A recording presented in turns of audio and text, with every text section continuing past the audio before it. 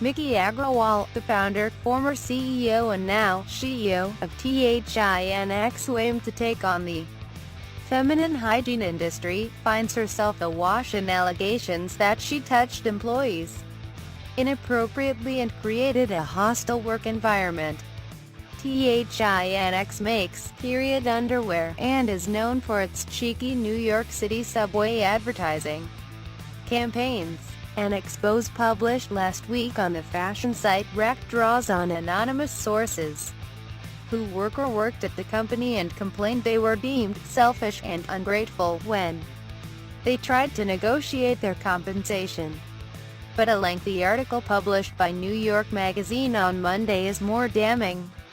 In her story, Noreen Malone breaks down a complaint filed last week with the City of New York Commission on Human Rights by Chelsea Liba, 26, THINX's former head of public relations. Liba was terminated in December after making numerous complaints about Agrawal's behavior. According to Malone's story, Agrawal's transgressions include speaking openly at work about the size and shape of her employees' breasts, and employees' nipple piercings, her own sexual exploits, her desire to experiment with polyamory, her interest in entering a sexual relationship with one of her employees, and the exact means by which she was brought to female ejaculation. Malone writes that the ex-CEO also touched an employee's breasts and asked her to expose them, routinely changed clothes in front of employees, and conducted meetings via video conference while in bed, apparently unclothed, at least once. She supposedly FaceTimed into a meeting from the toilet. The complaint states that it was Agrawal's generally aggressive and retaliatory demeanor, position of authority, and style of management that prevented Liba from voicing her concerns more forcefully at the time. Other former employees who spoke to Malone for the story described an environment in which dissent was discouraged and retaliation common. Here are 5 of the most shocking allegations against Agrawal. Inappropriate touching. Liba says that soon after she began working at the company, Agrawal developed an obsession with her breasts and would help herself.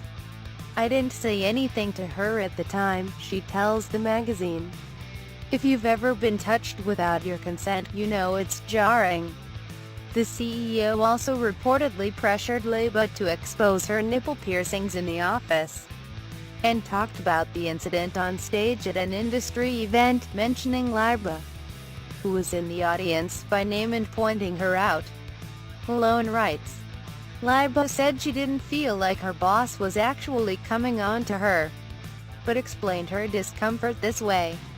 I felt that Miki objectified my body when she declared that she was obsessed with it and made very detailed comments about my breasts.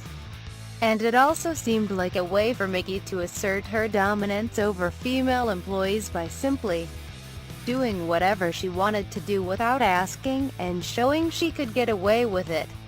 The complaint indicates that Agrawal touched at least one other employee's breasts. She denies the allegation. Workplace nudity. The complaint accuses Agrawal of regular at-work nudity, either while changing or testing new company products in her glass-walled office, as well as the company's open-plan workspace. Also, the complaint notes that it was common for Agrawal to conduct such meetings while audibly or visibly using the toilet. Raises were rare and reserved for men. The story published in Rack last week describes employees' feelings of being undercompensated and targeted if they asked for raises. Still, one of the most surprising details in the filing has to do with the company's fraud compensation setup. Apparently, the only 2 employees among the company's predominantly female staff to successfully negotiate pay raises were both male. Agrawal expressed sexual interest in employees. According to Malone's story, several current and former employees say that Agrawal frequently told her assistant, a lesbian, how hot she found her. One source says she'd introduce her assistant by saying they flirted with one another all the time. The company introduced culture queens instead of our. One of Agrawal's most significant managerial blunders, which the former CEO acknowledges in a Medium post published in the wake of the Racked article, was the failure to introduce any HR staff or processes at the company.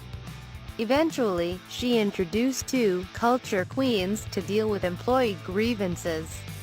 Neither had HR experience or received additional training.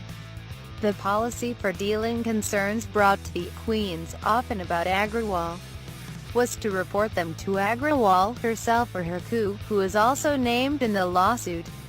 The complaint states that even the culture queens had concerns about Agrawal's behavior and interactions with employees. Lebo had spoken to one of them about the founder just a week before she was fired. Agrawal and THINX have responded to the New York Magazine piece as follows. Agrawal first directed me to the Medium post, and then we spoke on the phone about the sexual harassment allegations, which she called baseless and with absolutely no merit. Agrawal said her legal team has contacted third-party employment counsel. She noted that she was speaking for herself, not the company, and recorded the call. A THINX spokesperson replied to a list of allegations from Liba's filing with this statement. We take matters related to our company culture very seriously. THINX has not been served with a legal complaint or charge from any agency related to Ms. Liba's allegations, when the issues were brought to our attention following her departure from THINX, the company commissioned an investigation that concluded the allegations had no legal merit. The company cannot comment further on these legal matters.